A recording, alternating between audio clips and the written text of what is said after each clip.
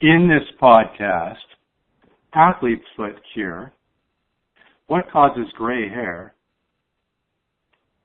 what fingernail moons represent, how to build blood oxygen-carrying capacity, what is adrenal insufficiency and how to test for it, what foods help to keep your libido up, and obesity excess weight is tied to lower brain volume and brain degeneration.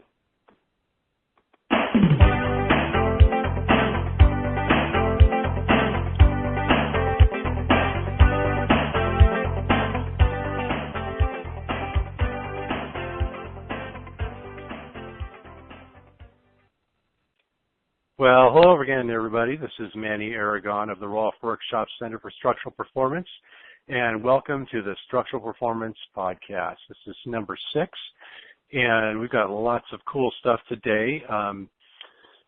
The first being Athlete's Foot Cure. For those of you out there who are suffering from athlete's foot, I'll share my story. I've had athlete's foot since I was a kid, and just thought everybody had it, and kind of believe the stuff that you hear out there about athlete's foot, and it's how you pick it up from the shower or you pick it up from places where other people are barefoot, and how it's very contagious. And so I'm going to talk a little bit about that because there's more to it than just that. But athlete's foot. So first of all, what is it? And there are a couple of different things that it often is, and the first thing is that it's a fungus that you pick up that's very contagious, that you can get, all the places that you've heard you can get it, in common areas where people walk barefoot in showers, and it's not good to wear socks to keep your feet wet and moist and all that. But for those of you out there who wear flip-flops all the time or barefoot and still have athlete's foot and your feet are dry, you ever wonder why that's the case? Well, there's another possibility for athlete's foot as well, and I would argue that this one is so much more common because for years and years I thought I had the fungus. But the second one is that athlete's foot is actually misdiagnosed or misidentified as a fungus when it's really a type of contact dermatitis driven by a autoimmune response in the body. And this is not full-blown autoimmune disease. This is an autoimmune response in the body due to food sensitivities and gut degeneration. So let's talk a little bit about number 1. So if you've got the fungus, what do? Well, this is what most people do. They go and get the antifungal cream, the Tinactin and the other stuff, the sprays, the powders, and all that stuff. And they can work. They can keep it. They can kind of hold it down and keep your feet dry and kind of keep the athlete's foot from really getting out of control. And if they do work, if they completely work and the athlete's foot goes away and you stop using them and it doesn't come back, then you've had the fungus. It's a surface fungus, and it's gone away. But what's much, much more common is that the fungus is actually not on the surface, and so topical treatment of the fungus is not going to work long term because the fungus actually comes, or the representation comes from inside the body. It's a systemic response to something, either a lowered immune system allowing the fungus to come in, or it's an overreaction of your immune system causing the flaking of the skin and the itching. So if it's number 1, you know what to do. Now, the problem with antifungal creams is that they're toxic. They contain powerful, powerful poisons to kill the fungus, but they also poison your body. And remember, anything that you put on your skin has to actually gets absorbed into your body and has to be processed by your liver. So if you're using any kind of, any of your body care products are causing a load on your liver, they're also often causing a proestrogenic effect on your body as well, which we'll get into maybe a little bit later in the program, and certainly in forthcoming podcasts, because that's a bit of a topic. But it's tied to so many things. But Nonetheless, if you're using a basic fungal antifungal cream or a over-the-counter or even a prescription, sometimes you'll get like an acid-based type of thing. Sometimes you get all kinds of different things. But those are toxic. So long-term, they really aren't good for you. And considering if you're using them long-term, then they aren't really working very well. Because if you have a surface fungus and it's gone away, then you should be cured. It should be gone. So if it's not that, then another very, very high likelihood, it's an autoimmune response to stress or to food. In most cases, for most people, it's food stress. So types of foods that your body does not process well and which damage your gut and then allow things to get into your body, which into your bloodstream, which should not be there. So it kind of compromises the gut lining, so to speak. Now, my story, and I'll share this with you, is that ever since I was a kid, I had athlete's foot, and I used all the creams and all that stuff. And it wasn't until I was in my probably early 30s, I was in my early 30s, maybe 31, 32, and I was doing yoga very intensely. And the teacher that I went to had a week-long, he had 3 or 4 week-long intensives during the year. And so anyway, when I was studying with him, I decided, well, I'm going to go to the intensive. It's going to be a challenge. I'm going to do yoga for 7 days straight. It's going to be intense. I don't know if I can do it, but I'm going to challenge myself and do it. So I did. And we did yoga for, 5 hours a day for 7 days straight. Well, what I noticed is by the end of the first week, my athlete foot had disappeared. And I had stopped noticing it because it was just so common, but I for some reason checked and I realized, oh my gosh, my athlete foot is gone. So I didn't put 2 and 2 together, and I thought, great, it's gone, and the seminar was over and life came back to normal, and sure enough, the athlete foot came back after, a week, 2 weeks, something like that. So the next time the intensive came around, I did it, and the athlete foot went away again. And this time I realized I've stopped eating. The intense yoga had caused me to not be very hungry.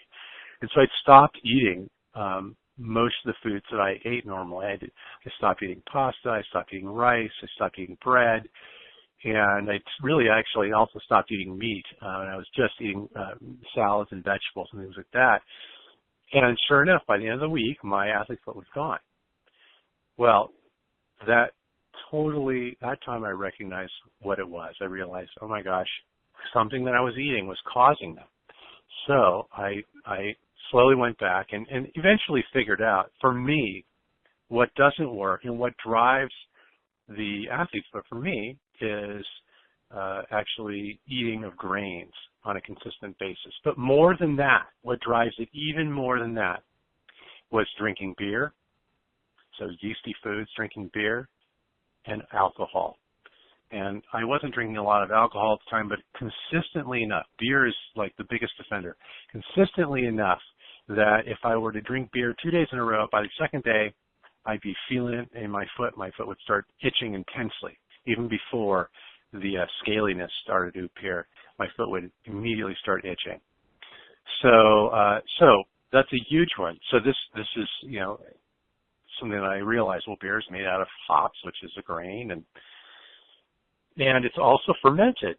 So there was a autoimmune fungal, kind of opportunistic fungal infection that was going on, or that was stimulated. Now, it probably doesn't go away, but it goes into remission so that I don't experience that when I don't regularly drink beer or eat grains, which I don't. I eat a fairly grain-free diet with occasional foray into grains, perhaps if it's like a holiday or something like that. I don't get an intense reaction like some people do, so I take a small foray.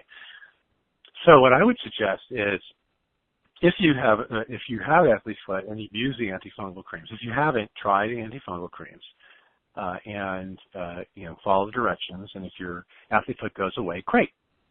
And then stop using the antifungal cream. And if it comes back, why then you probably don't have a simple fungal infection, but you probably have an autoimmune response, opportunistic fungal infection that is a systemic issue.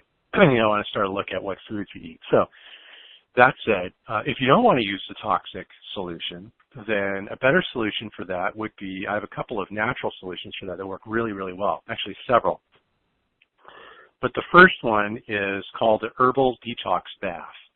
And what that is basically it's a mixture of Chinese herbs that comes in a packet, and you basically fill up like a tub or something and put half the packet in there, and then you soak your feet and your lower legs. And what that actually does is it doesn't just treat the surface. That actually, what's called diafilters your skin. It's like skin dialysis.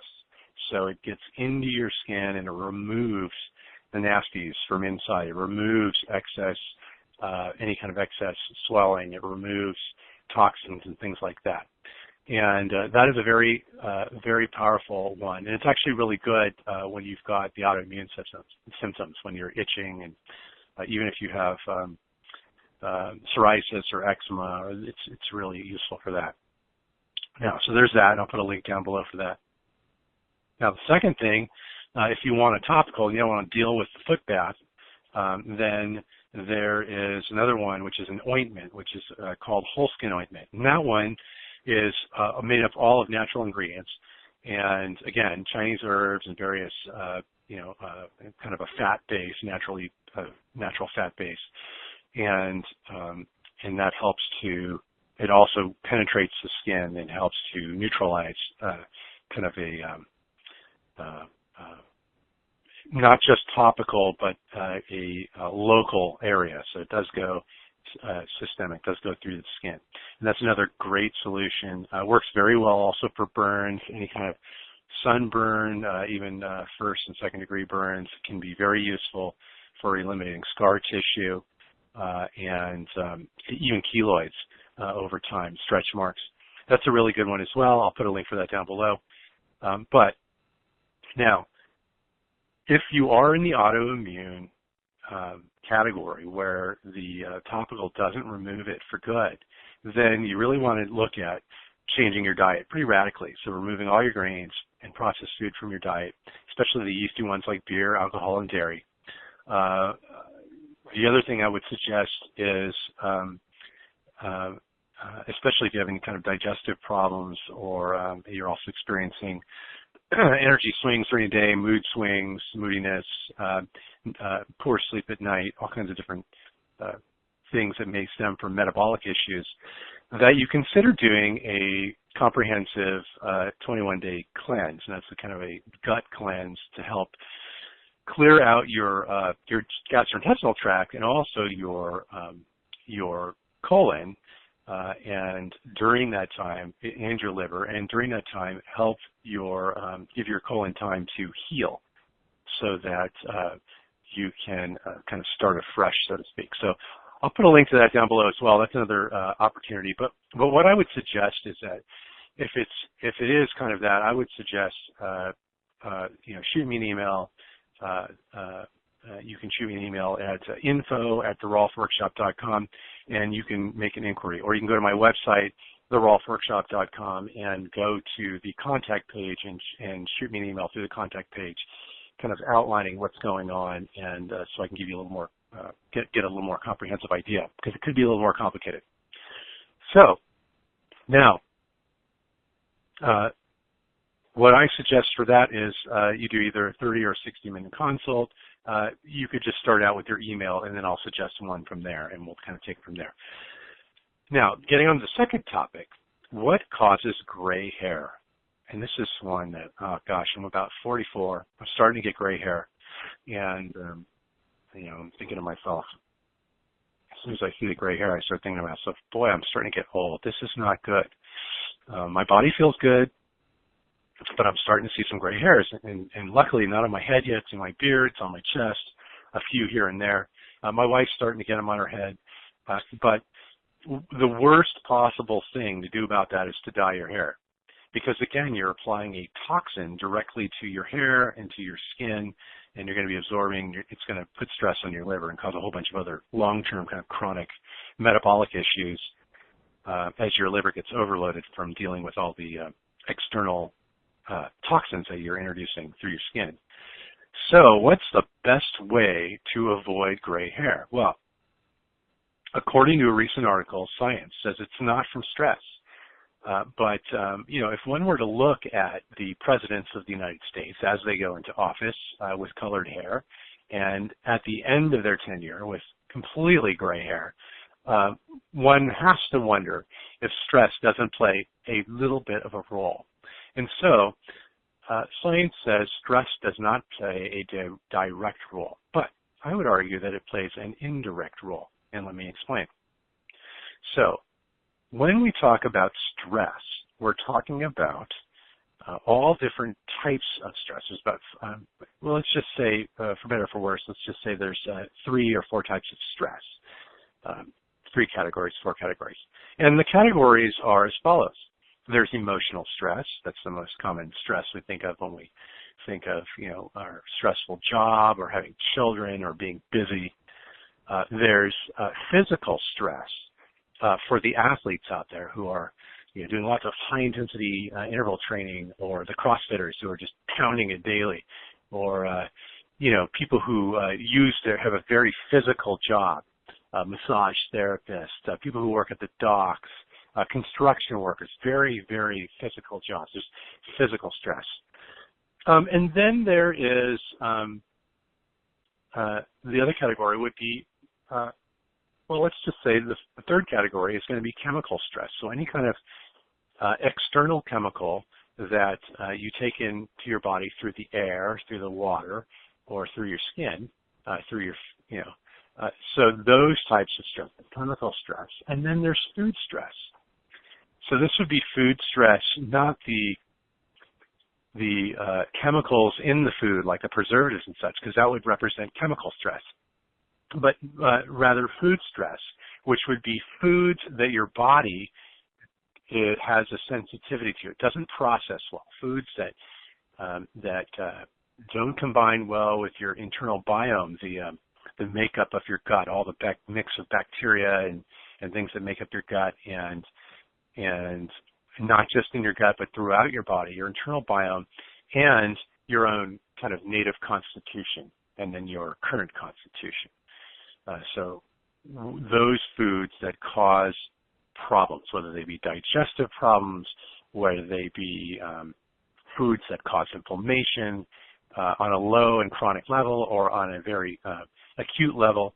For example, you've heard a lot lately about gluten sensitivity and gluten intolerance, and there seems to be quite a bit of discussion over that.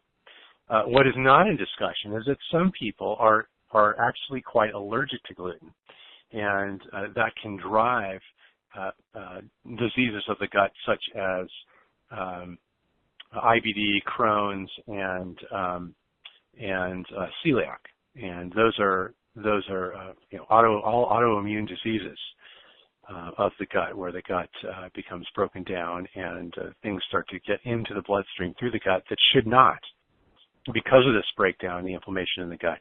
And so you start to get particulates into your bloodstream that should not be there, that normally would not be there. And so, of course, your immune system gets activated and sensitized so that it then starts to over-respond and attack different parts of your body, causing long-term damage.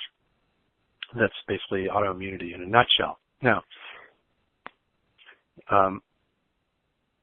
there are, and this is the kind of medical, description of intolerance. But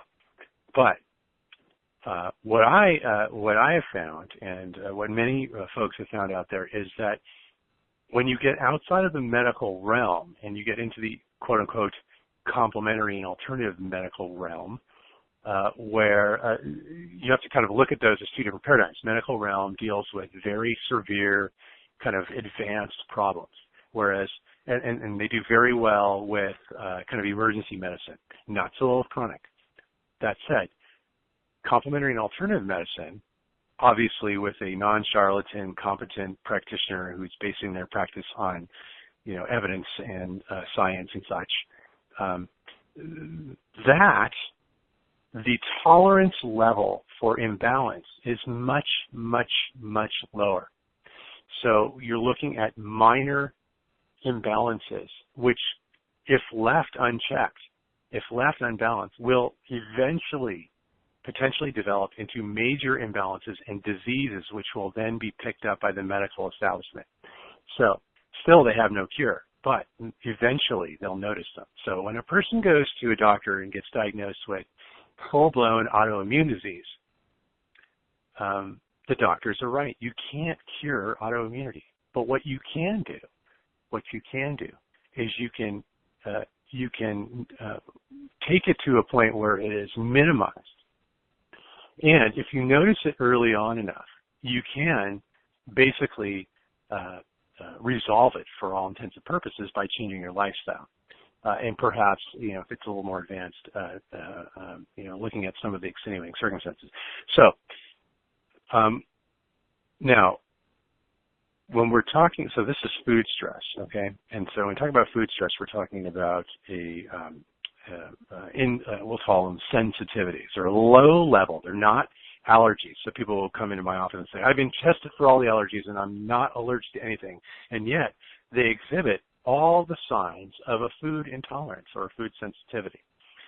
So we can look at that at a more sensitive level, either through laboratory testing or through the use of kinesiological testing or various other palpatory methods.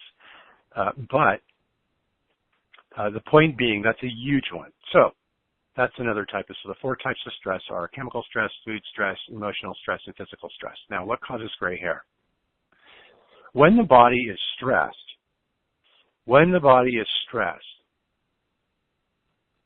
your body responds like it does to any stress by activating the part of the nervous system called the sympathetic nervous system, and this is your fight or flight response. Now, just because you activate your sympathetic nervous system and your parasympathetic nervous system, which is your rest and relaxation, healing and digestion side of your nervous system, those should be somewhat in balance. So when you are under chronic stress, they are out of balance. You are experiencing more stress. And so when your fight or flight response is activated, and this doesn't mean that it's on or off. There are gradations of it being on or off. As you can see, you might have a stressful day, and then there's the time when you get into a car accident and you're jittery. Totally different levels of activation there. So it's kind of like a gradient. You have to look at it as a gradient. That said, if you're constantly, for most people, they're under some kind of emotional stress on a daily basis. They don't like their job. There's busy day, they've got kids, they've got bills to pay, varying income, all kinds of, maybe marital problems, maybe some interpersonal problems at work, then they're sitting all day at their jobs, so they're under physical stress because they're not using their body the way it was designed to be used, and so it's not able to, it starts to degenerate more. Then they're under chemical stress because they are putting all the personal care products on, they're breathing the polluted air, they are, sitting and working perhaps with toxic inks and various chemicals at work. And then after that, you've got, what happens after that? You get hungrier, right? So you start eating more, and you start eating foods that are easier to get. They're simple sugar foods. You get energy from them. So things like coffee, sugar, processed foods, things like that. We might go for the fattier foods, which can be good if they are, the right kinds of fats. But what will happen chronically with that is that you will be then chronically in fight or flight response. And when you're in fight or flight response, your body gives you that extra energy by burning glucose, but also what's signaled, your body is signaled by sending out cortisol from your kidney, from your adrenal. And over time, your adrenal is not designed to constantly be squirting cortisol out all the time. It's designed to be in balance. Cortisol at certain times of the day, other times of the day you have the balance. where your cortisol is low, but if it's high all the time, eventually you're going to deplete yourself. So what are the effects of that? Well, the effects of that are stamina drops, immunoresistance drops, your healing response drops, your memory isn't so good, your aging response is increased. And so what scientists have linked gray hair to is the aging response. So gray hair is not directly linked to stress, but it is linked to chronic stress. Now, some people have a propensity for it, and others not so much, but this is how it's linked. So what can you do about, first of all, how do you know if you have a depleted adrenal gland? And some of the obvious signs of this are your advanced aging, the gray hair, ridged nails, flagging energy, lack of sleep, depression, chronic disease, autoimmunity, chronic injury, pain, all kinds of things like that. Those are some really obvious signs, and there are many more. And those are kind of the ones that make you say, maybe I do have something wrong, and maybe I should go get checked. And I encourage you strongly to get checked. So if you feel like you have flagging adrenal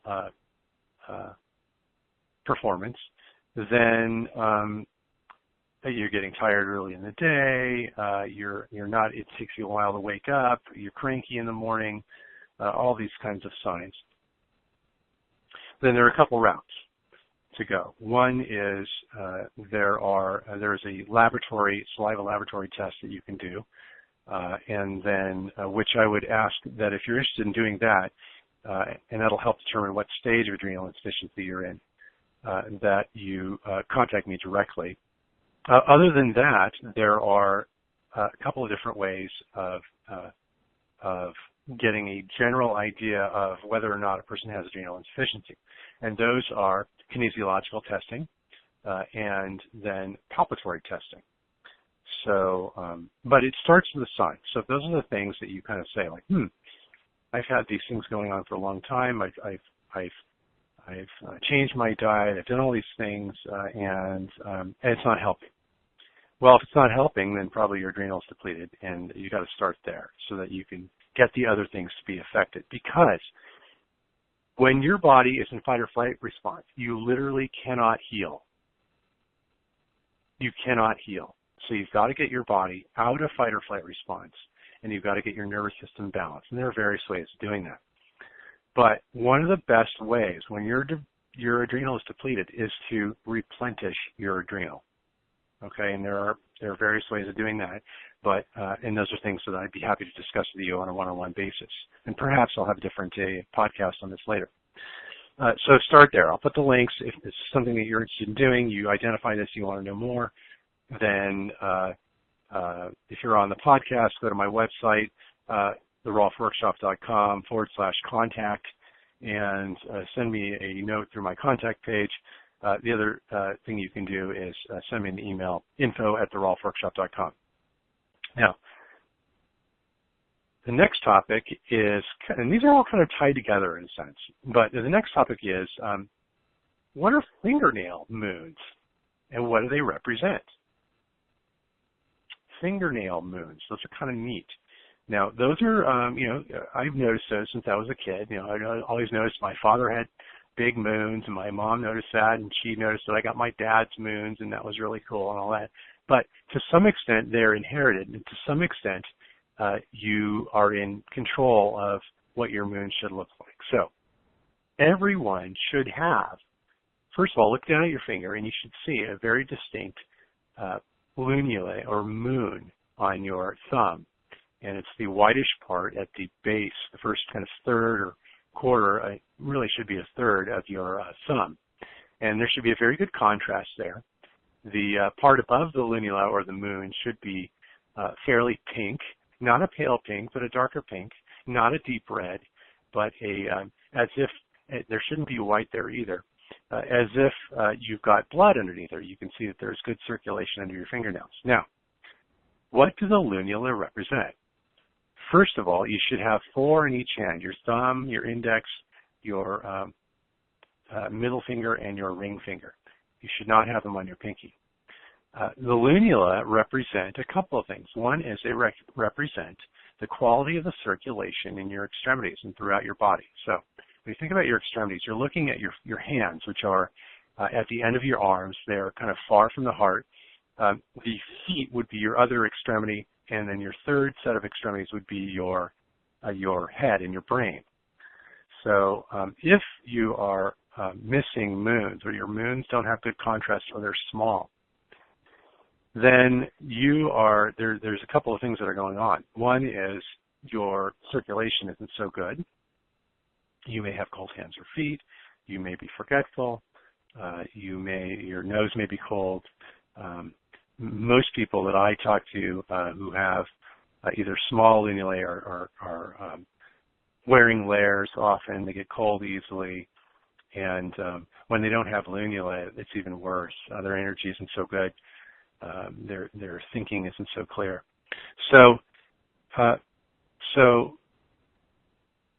the lunula also represent the level of mitochondrial function, and that's tied into circulation, but it's also tied into the ability of the body to utilize oxygen and glucose effectively.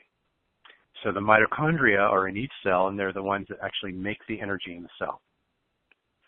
So if you don't have 4 very distinct lunula with pink nail beds above the lunula, the lunula should be white, not red. If they're red, that's a big problem. Contact me directly. If they're white and you've got a nice pink nail bed and you don't get cold hands or feet, you don't get cold easily, and you don't feel like you're suffering from any kind of memory loss, muddled thinking, trouble with visual or auditory or spatial memory, then you probably have good circulation if you don't have any numbness in your extremities, feet, hands, or any of that. But if you do, again, there are formulas that you can take for this. There's lifestyle changes you can make, and there are formulas that you can take for this. So 2 of those formulas are vein light, which helps improve circulation, helps improve the health of the endothelial tissue and lining of the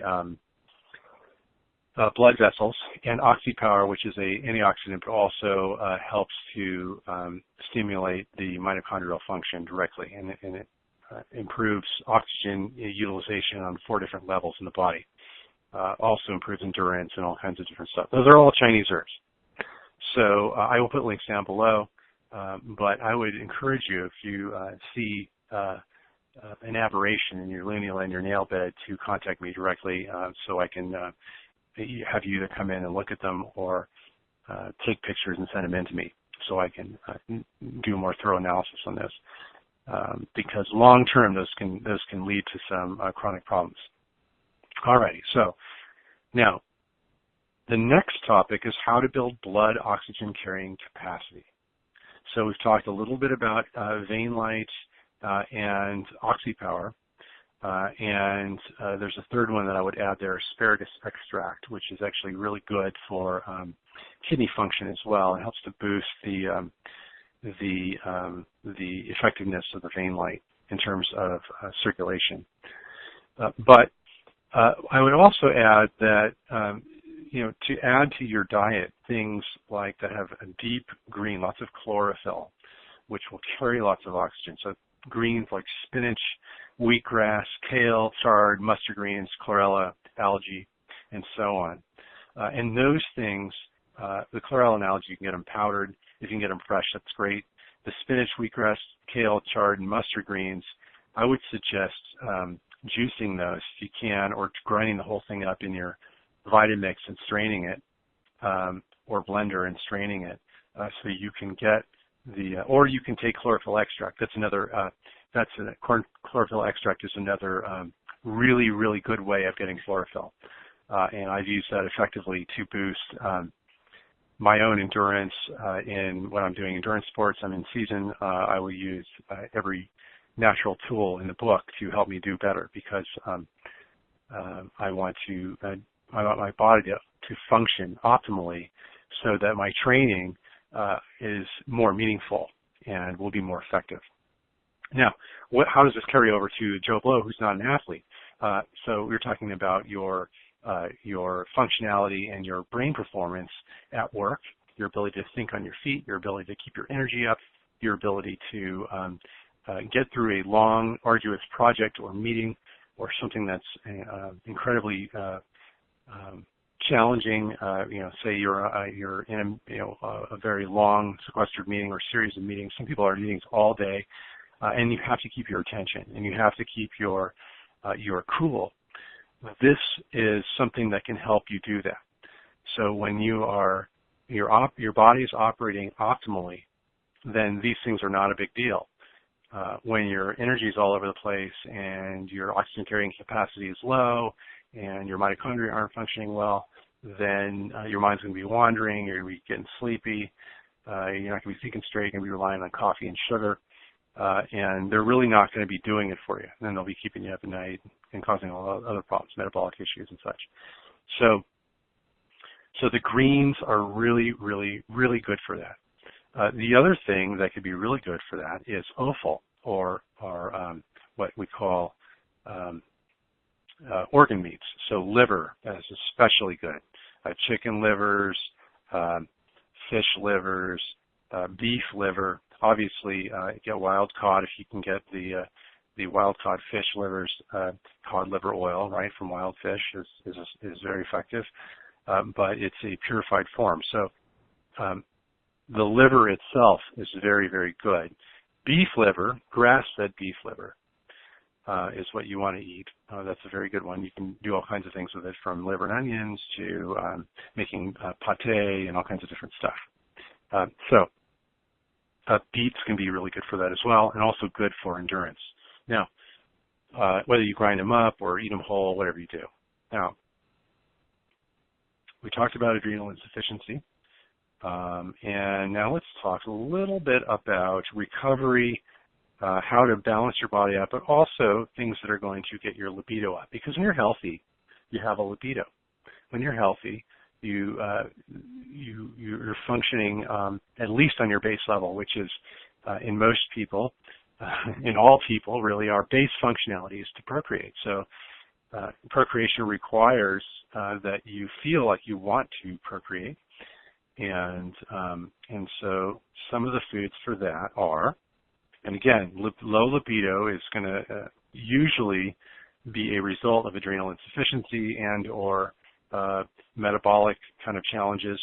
But some of the foods that can help regenerate that are things like shrimp, scallops, eggs, spinach, avocado, fatty meat like steak, and also pork. Pork can be a really good form of that. Again, you want to try and get the pastured version of that wasn't grain-fed, so you're not eating those oils secondhand from the grains, because those aren't good for you. But that's something that can really help. Now, if your libido is still low and you're doing all those things, then contact me directly, and I can help you figure out why that is the case. Most of the time, it's just because you've drained yourself too much, and your life force is just low because you're tired. When you get your energy back up, then the libido comes right back. So now the last topic today is obesity and excess weight tied to lower brain volume and brain degeneration. This is a new study. Also along with that is a new study that came out which talks about the benefits of a low carbohydrate diet. This is a higher fat, low carbohydrate diet of non-processed foods. Now, you can read more on that at the New York Times, and I'll post a link to the article. But basically, not to belabor the point, if you're overweight or you're obese, it's not healthy. No matter what you're saying, there's no way to be healthy and overweight. There's no way to be healthy and obese, because long term, your risk for disease is so much higher, and there are many, many reasons for that. One of the big ones is actually endocrine. When you're carrying excess fat, that fat itself produces hormones, and in general, it produces estrogenic hormones, which are already in excess in our environment and in our intake. So most of us are in estrogen excess.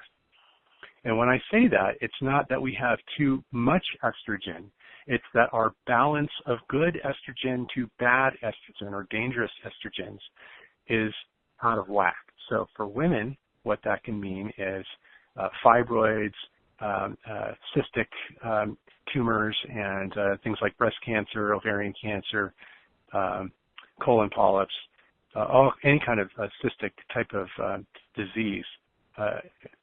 Many cancers have been shown to be estrogenic. So,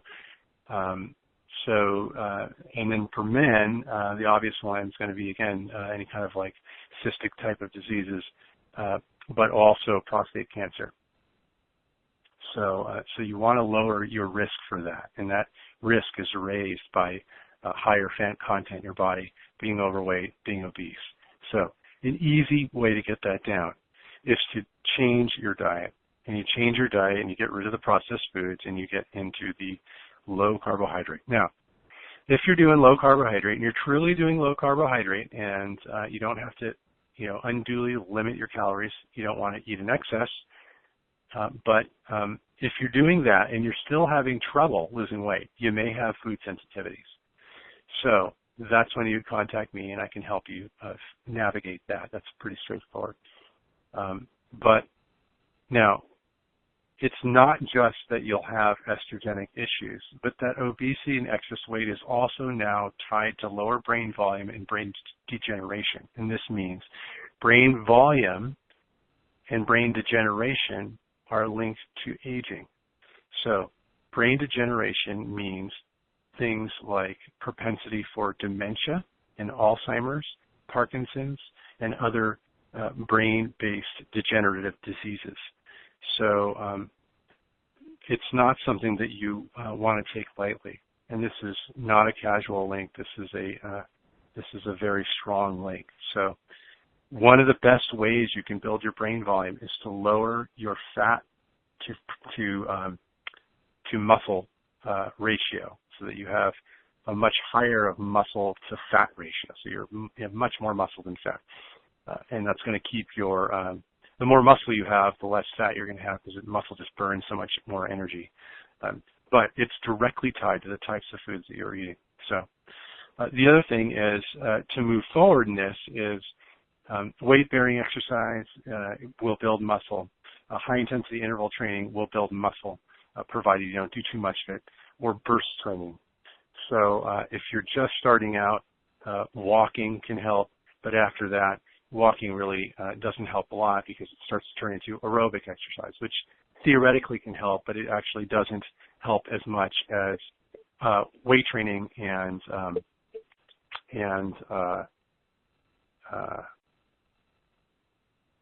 high-intensity interval training. Now, a third thing you can do is use cold showers, cold thermogenesis, get in a cold river, a cold lake, a cold swimming pool, or a cold ocean.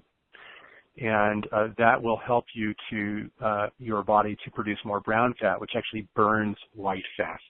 So again, more questions on that. We'll probably get into this more in depth in further podcasts, but thank you so much for joining me today on this number 6 podcast of the Structural Performance Podcast. This is Manny Aragon of the Rolf Workshop Center for Structural Performance signing out.